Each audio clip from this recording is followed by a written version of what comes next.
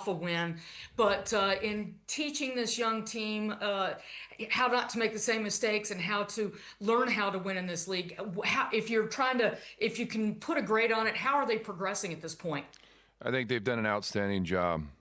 It starts with the coaches.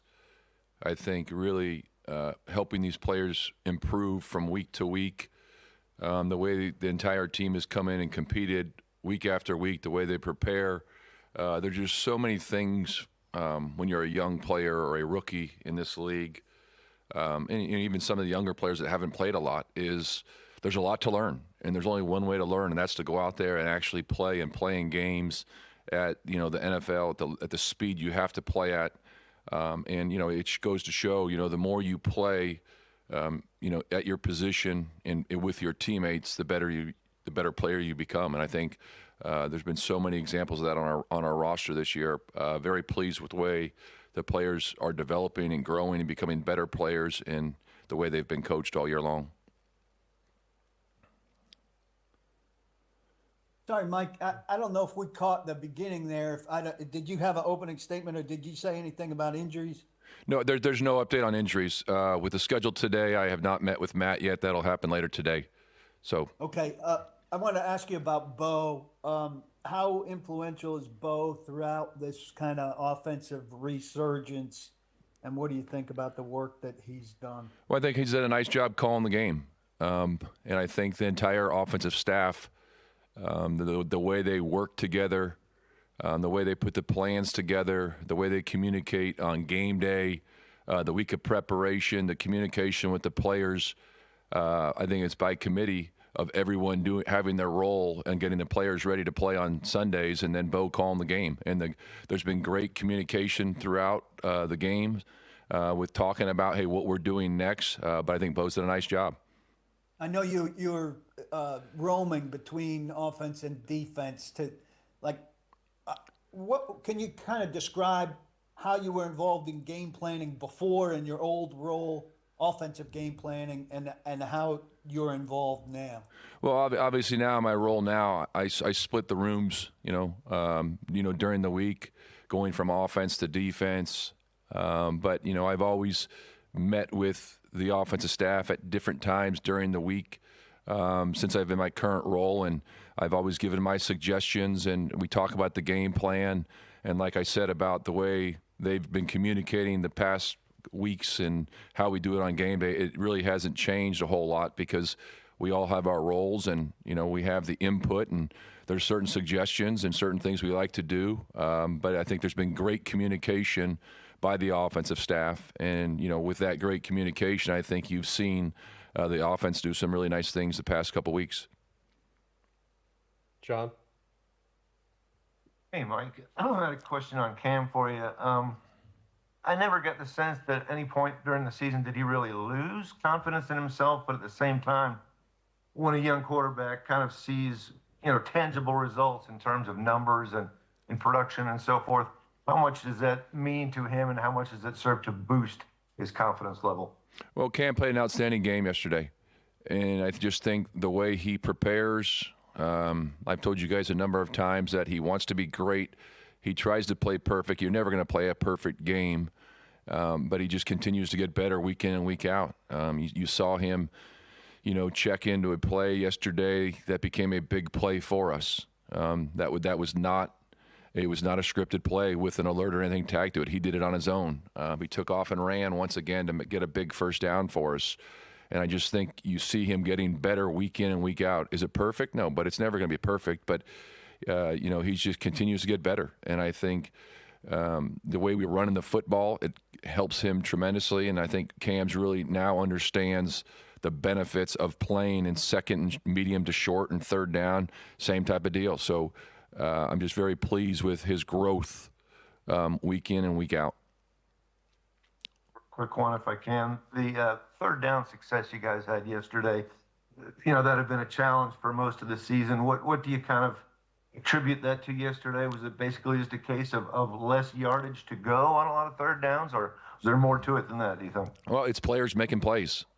And I think when you do play in third and short and third and medium, it's a lot easier. We started out, unfortunately, the game with the, what was it, the 3rd and 17, whatever it was early on, which you don't want to have, and that's what we had, way too many of those early in the year of 3rd and 10 pluses. But as you see, that's the way you want to play the game. I mean, when you can be in, what was it, 52%, that has a lot to do with the running game. You know, there's certain things you're going to do to when you're playing in the shorter situations to be able to mix in runs, things like that. And then it comes down to players making plays. There were some plays that aren't always open, and there's some ad lib in there.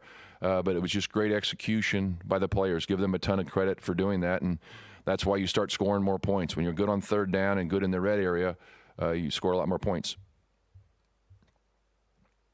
Terry, then Jim.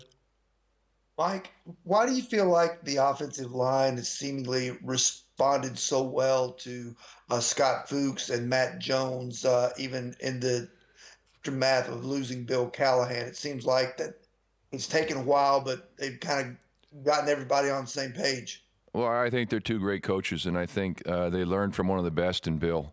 And I think that, you know, they were in those rooms all the time with Bill, and they had a certain role with Bill, obviously leading the group. But when you learn from one of the best of them, it makes it a lot easier to go in that room. And, you know, they've done it together, which I think is great for the both of them, the way they run the room, the way they do practice, the way they are in game day. You know, obviously with Scott being down on the field and Jonesy going upstairs a couple weeks ago. So I think there's been great communication. And they've done a great job helping these players. And then, you know, the players love it when you run the ball 40 times in a game too. So, you know, I'm very pleased with what they've done and happy for how they've led the group.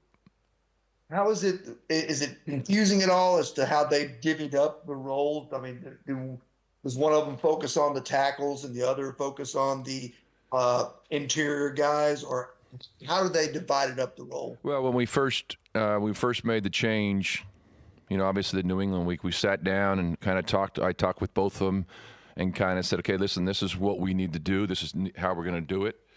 You're both going to have a hand in this, and I want you two guys to kind of sit down and talk about it and what is the best thing to do, and, you know, stay as close to what we've been doing and how they've been in their roles.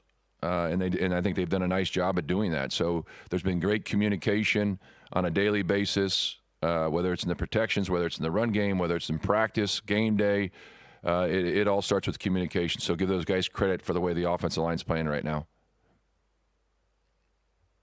Mike, I know you've talked about how much you like to lead and enjoy being in this position. How much, from a personal standpoint, have you enjoyed kind of seeing guys buy in and ending the season with some momentum and some good vibes?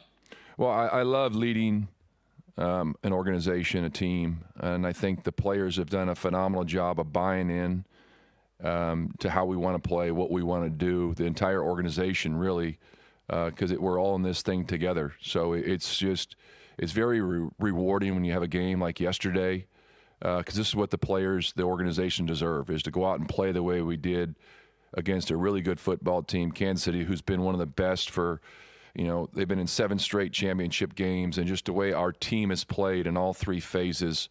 And we got some great leaders on our football team and in this organization. So I'm just so happy for the players because they deserve to win. They put so much, you know, they bust their tails week in, week out. They've worked extremely hard. They've stayed positive. Same thing with the coaches. The plans they've put together, it's been a lot of fun. Seeing the guys execute the way they did yesterday, and it's not surprising at all the way they've worked.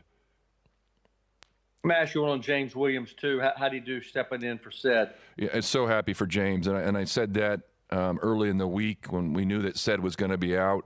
It was, you know, as players, you know, you wish you could play everybody, but that's not the way the game works. So it's the NFL game is an opportunity. It's you got to make the most of your opportunity, and that's something that James did. James worked extremely hard the entire season.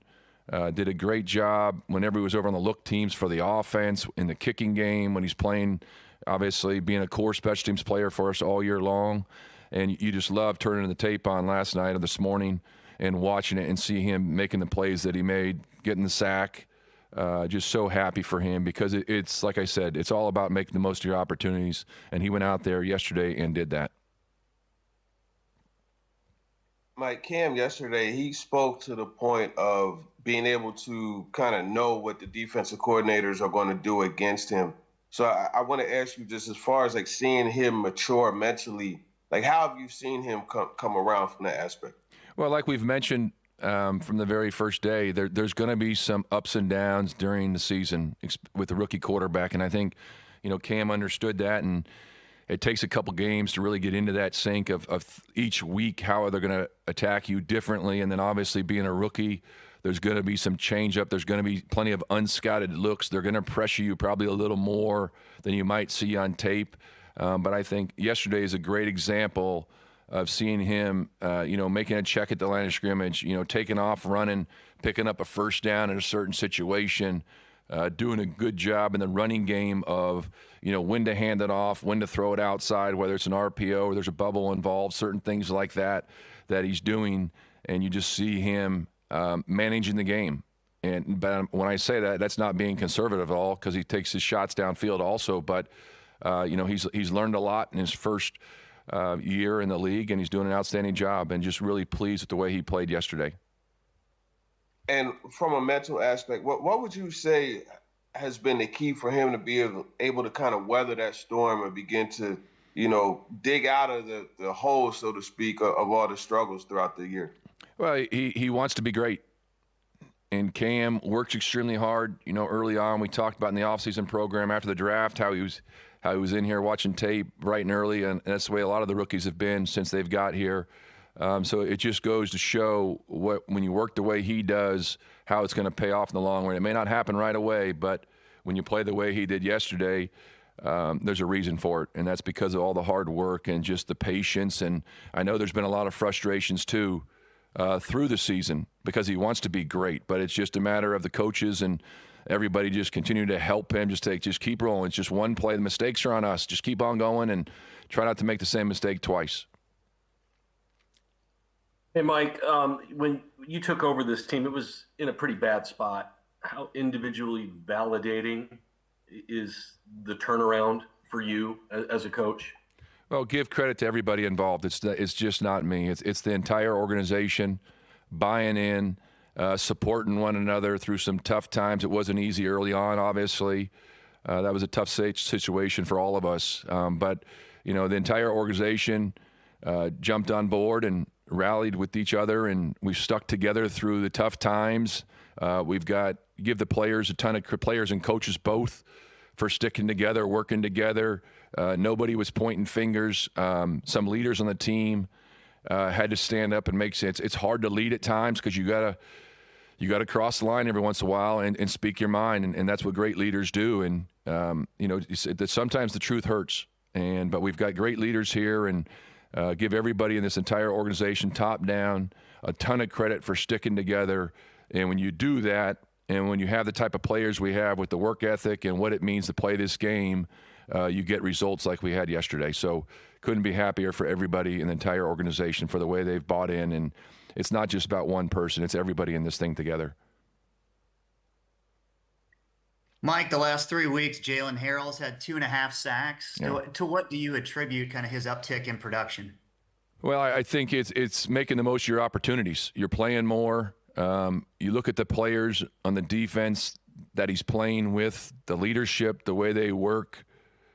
He's got 2 vets that he's behind, he's been working in with, and they all rotate, obviously, during the games. You got a great player like Jeff inside, and then it's a great example of a guy making the most of his opportunities and more playing time. And, give the coaches, give Ben credit for the way he's worked with him and how he's done and how he's helped him become a better player. And that's why, like I mentioned earlier, give these coaches a ton of credit for helping these young players play at a higher level and getting better every week. Hey, Mike, I'm curious, with behind-the-scenes stuff, when you guys are talking to players, do you ever bring up the examples of what's going on in places like Chicago, New England, Jacksonville with these quick one-year turnarounds for young teams? And I know you experienced one in Jacksonville when you first got there. Just do you see any qualities of this team that could potentially lead to something like that as this team kind of moves into next year? Yeah, no doubt. You see the way we played yesterday. And that's an example of when you keep working, you just keep going. You can't worry about it. You get another opportunity every week in the NFL. You only get 17 games on your schedule, obviously, and they're a gem every week. You have to go out there and prove that how you play as a football team, how you individually play. It's an opportunity to get better, and there's the ups and downs. It's not easy to win in the NFL, and I think the way you've seen this team grow and the way you've seen them play week in and week out, they just keep fighting, and that's what it takes. And you got to teach these guys how to win, and it's just going to carry over. And now we, after this week's win against Kansas City, now we got to move on to New Orleans and find a way to start stacking wins. So continue to grow as a team and keep on playing, and it'll all carry over. But this organization's got a very bright future with all these players playing and the way they're playing. So, we got to worry about this week right now. Is there a difference between learning how to win and learning how to stack wins? Or are those different lessons they have to learn? Well, it's all about winning. It kind of works hand in hand. Once you start making the plays like we did yesterday in the game in all three phases, now you got to carry that over, to the next week, and that's critical. You can't worry about how we played yesterday. Now we got to move on to New Orleans, have a great week of preparation, and play our best game. You always want to be playing your best game week after week, and especially in December and January. Let's go Jim, then TD, then finish with Chris. Mike, we've seen the schedule a little bit adjusted this week. What was it like kind of navigating that and trying to get your work in, preparing for the Saints, but also giving coaches and players some time during the Christmas holiday? Well, that was an easy one for me. Knowing, I'm a family person. I really, we can't thank our families enough for the sacrifices we make as players and coaches and everybody in an organization. So when I started looking a couple weeks back at what we were going to do, I thought of family first, and thinking that give these players and coaches and everyone in the organization opportunity to spend the entire Christmas day with their families. I think they deserve it. Your kids are only a certain age for so long, so the more time you could spend with them on Christmas morning, they deserve it. And it's easy. It was an easy decision for me to make the schedule because the type of players we have and their work ethic and how they've worked week in and week out through the ups and downs of the season. They haven't flinched at all. So I had no hesitation at all of saying, okay, hey, we're going to practice Tuesday and Wednesday, get out of here Wednesday afternoon, and then enjoy Christmas Eve and Christmas with the family, because these players deserve it, and I got all the confidence in the world that they're going to prepare the right way and come back Friday focused and continue to work the way they have all week long. So I'd like to say Merry Christmas to all of our fans out there and everybody in the organization, to have a great Christmas with their families. And did you have some family on the field with you after the game yesterday, and what was that like? Well, I had my son Luke with me, and then I had my adopted son, to what I saw last night on the media. That was Mike Bargonzi's son, Joey, that was with me. So it was kind of great to have him down there, and all the media posts last night, my two boys out there, but that was actually Mike's son with me. And, having him come from Kansas City, Luke's now 23, so 13 years ago, I know what Luke went through on game days when we played another team, or, through my days in Denver and San Diego, when you play the teams where you're coming from or your coach, what it means. So it was a great opportunity to take Joey out there with us and see some of his old favorite players, and obviously Coach Reed, what a great guy he is. Go out there and shake his hand and talk about everybody. So it was a lot of fun being able to do that, and, Luke had a great time taking him around also. With Cam setting the franchise rookie record for passing and Gunnar Helm for tight end receptions, and you look at Chim DK, the franchise record for kick returns, can you speak to the pride that you have in this rookie class and what they've been able to accomplish so far? Yeah, one other note on Chim I just got this morning on my desk. He's the fourth rookie in NFL history with at least 4 receiving TDs and multiple punt return TDs. But just, what an outstanding year he's had, and really all the rookies. I mean, the way they've all played, and it really goes back. You don't want to single just one guy out, I think, but it's just they've all done such an outstanding job from day one. And, even the guys we brought in, mid-season last week, things like that, give these coaches a ton of credit for helping these players play the way they have. But it's a special rookie class.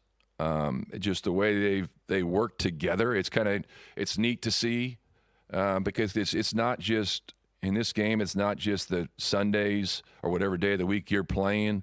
It's the relationships you build over time, and it's a special group. So it's been a lot of fun to watch them and look forward to see them play the next couple games at a high level and continue to get better.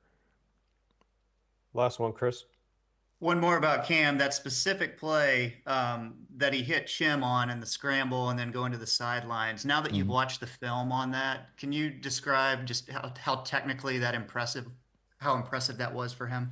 It's one of those wow plays that nothing's there, and then you just have an ad lib, and that's what great players do.